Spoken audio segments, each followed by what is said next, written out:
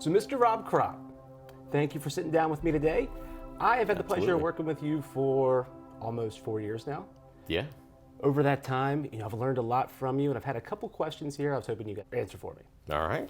First one, you got into real estate at an insanely young age. I did. 18, 19? 18 is the legal age. The legal age of real estate. Yes. I got into it at 28, and I've always thought, I wish I would have got into it sooner. But 18, that's a really, really young age. I mean, what made you get into it at such a young age? Was there ever a time where you were growing up and thinking, I'm going to be in real estate? I mean, what does that look like?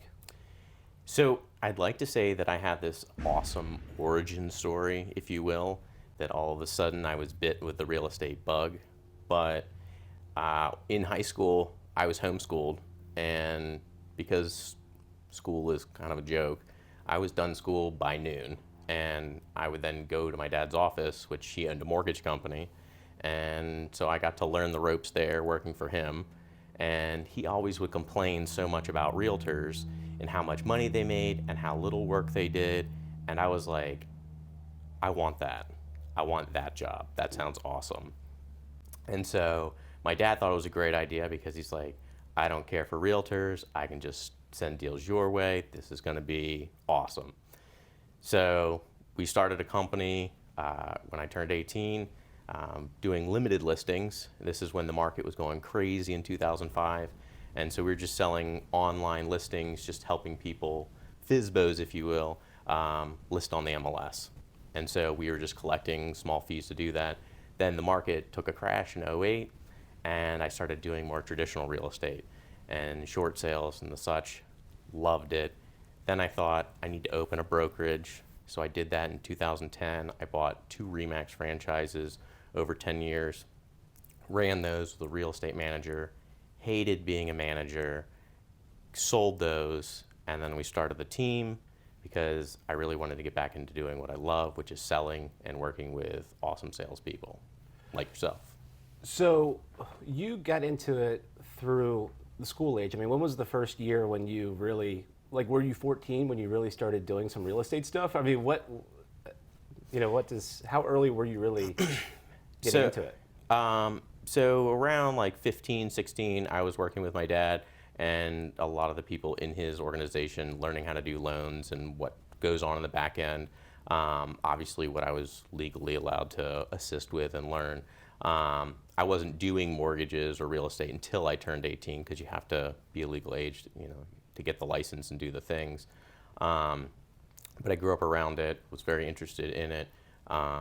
And as soon as I turned 18, I was still in college, but I did start doing deals in the summer in between. And like I said, we were doing online sales, so I could kind of do it from anywhere. So did you close your first deal at 18? I did. Wow, that is crazy. So that you've been in Frederick County. If anybody knows anything about real estate in Frederick County, they know the name Rob Krop. You've been in. When you think about it, you're in your 3rd decade now of selling real estate. So that's crazy. That's crazy to think about. Wow. Yeah. So with that being said, I mean, you've seen prices from before the crash, after the crash. Now you're seeing them now. Personally, I don't see any slowdown of prices stopping or slowing down. I just can't see it anytime soon. With people coming in and buying in Frederick from all over the place. I mean, a lot of our clients they don't live in Frederick County. They're coming from Montgomery County, Howard County, DC, Northern Virginia. And prices, like I said, they keep going up. What do you think prices look like in 10 years? Frederick has grown a ton, especially just in the last 5 years, like most places. But Frederick, for the last 10 years, we've been listed in the news for one of the top 10 growing small cities for quite a long time, and it definitely shows, especially in where the prices are. And like you said, we see so many people that are in the Montgomery County or the DC area that maybe a lot of people, it seems like we have from New York coming down to this way. Maybe they go to DC, they're thinking that's going to be the city they're looking for, but it's not. It's just different. And then they wind up in Frederick because all the great stuff that we have here, the restaurants, the breweries, the distilleries, and the prices are so much cheaper, and so they stay. It's funny when I work with clients, especially older clients who have been buying investments or buying houses for many decades, and they've seen the changes. A lot of people have always likened Frederick similarly to parts of DC like Georgetown and how it was back in the 80s and 90s, and how all of a sudden over a decade it just exploded. Right now, over the last 10 years, I was looking this up the other day, we're about 62% increase in price from the past 10 years. So that takes us from 279, I believe it was, to about 459 was kind of our median price from 10 years ago to today. Wow. And so if you use that same number 10 years into the future, that means we're going to be somewhere into the 700s, which for today, that's where the median price is in DC. Wow. So if you break that down a little further, so I mean, devotion to accuracy, this probably isn't right. So, but if I had to guess, I'd say your average townhouse in Frederick is about 400. Your average single family is around 6, maybe 450, maybe 650, somewhere in there for the average. I mean, we have our 250 townhomes, we have our 650 townhomes as well. Right. But so let's just say 4 and 6 for single family and townhome. In 10 years, what does that look like if you had to guess? So, I mean, that means that our townhomes are going to be somewhere in the 700s, and our singles are looking closer to 9 million plus. 9 million or 900? 900 to a million plus, thank you. I would say look at what we're seeing in the DC area, and we're probably going to see very similar things here in our area, especially because with a lot of remote jobs and autonomous cars even, people are willing to go further distances. And in the DC area, people are willing to go further distances before all of that. And so we're starting to see, especially over 2020, 21, and 22, we saw so many people coming out to Frederick, and because they could now be out somewhere more in the country. And then even more so, we've been taking them out to West Virginia because they're like, I could really be out in the middle of nowhere because I can work from anywhere. And so because of that, I think we're seeing more and more people moving this way. I would suspect that we're going to see prices definitely increase. Do you think that, because downtown has grown so much, people come to Frederick because they think there's a lot to do here. Is there, whether it's Carroll Creek, whether it's all the shops and restaurants, whether it's the schools are the best in the area, is there anything that you think Frederick County could have that they're missing that could bring people in any more? One of the number one topics I think everybody in Frederick County talks about is having a larger hotel and more so a convention center, which would be able to bring more business opportunities, business conventions, larger performances like musicians, comedians, and such. I think that would be the one next step. Right now, the proposal has been for Frederick, has talked about supplementing that with taxes, not to get political, but I think businesses should, if it's going to work, the business should be able to come in and make it work on their own. But that's up for these hotels to be considering. And I think as we grow and prices continue to go up, I think we'll start to see buildings like that, hotels like that, and convention center. And I'm excited. That leads me into my next question because Airbnbs have been huge over the last several years. I mean, everybody wants an Airbnb. Everyone wants to buy an Airbnb, and our team works with a lot of investors. I'd say a quarter of our sales are probably investors. Sure. That's probably not accurate at all, but it's got to be close. And a lot of the investors over the last 2 years, I'd say specifically, have been trying to buy downtown Frederick Airbnbs. I mean, the return that they get on them are great. But right. I've noticed over the last year, the Airbnb business seems to be declining a little bit.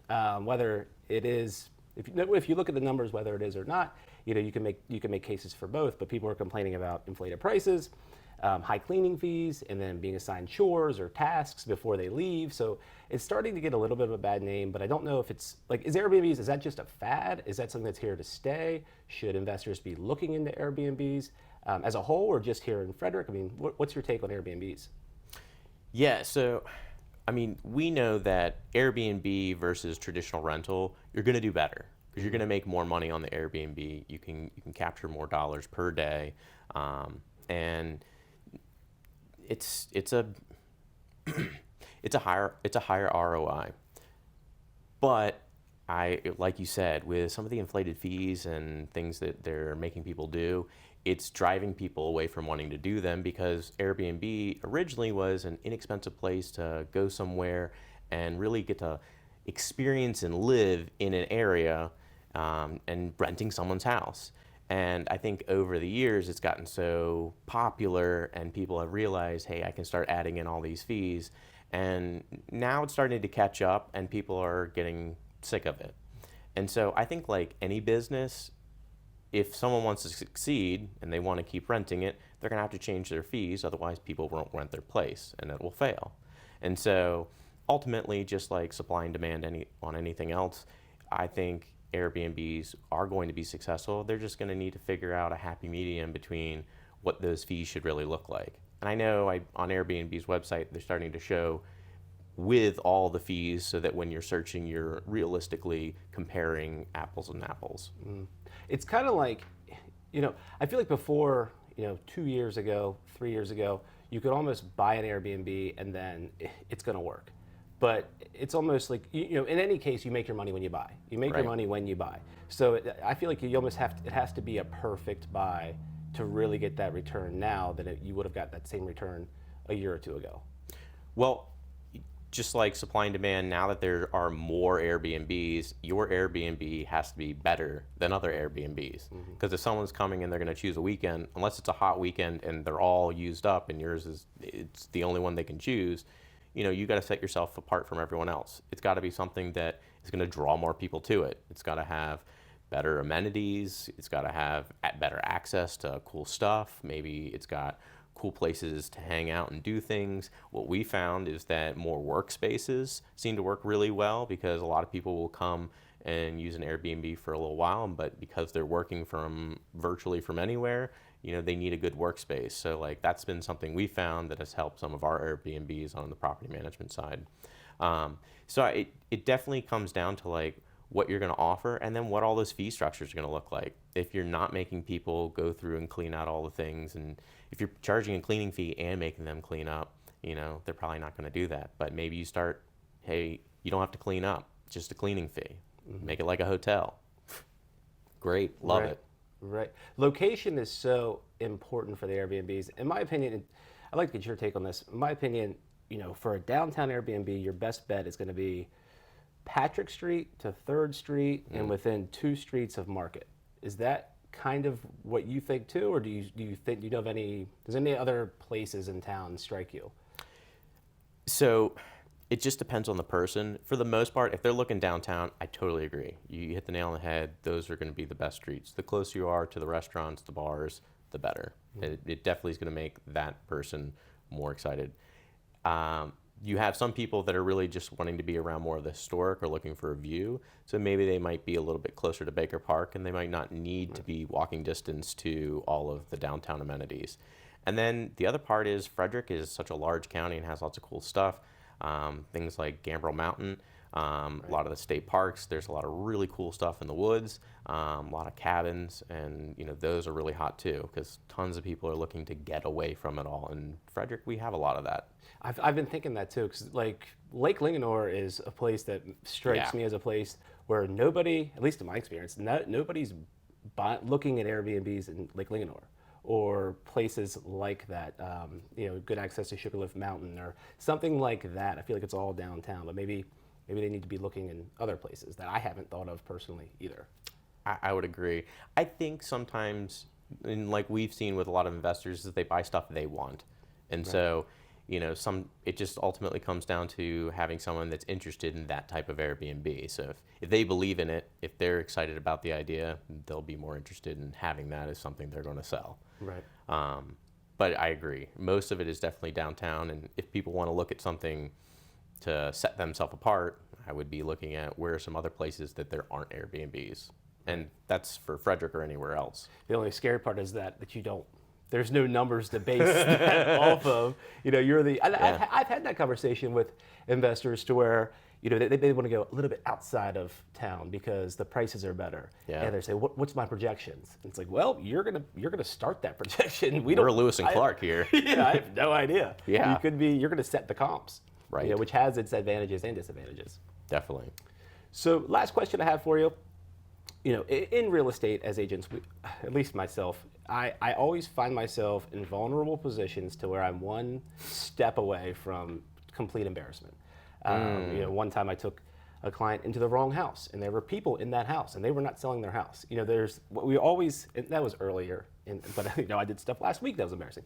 What is your most embarrassing time in front of a client that you can remember that kind of stands out to you?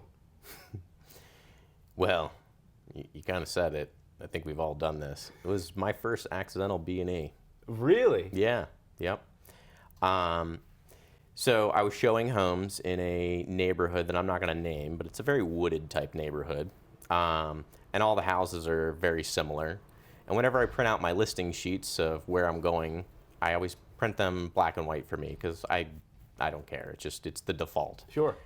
And it wasn't very clear what house it was. And like I said, they all kind of looked the same. And also the driveways were shared. And, long story short, I get up to the house and I open the front door. There's no lockbox. I'm like, it must be on the back door, right? Yep. I've been there. It's not on the front. They just didn't give very good instructions.